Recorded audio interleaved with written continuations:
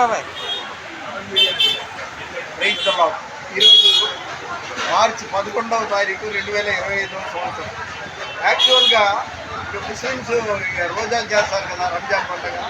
మాకు క్రైస్తవులకు కూడా లెంట్ డేస్ బుధవారం, శుక్రవారం నీసు తినము.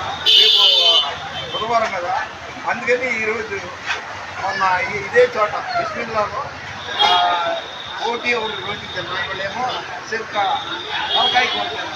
అది అంటే 77 ఏళ్ళు కదా నా వయసు.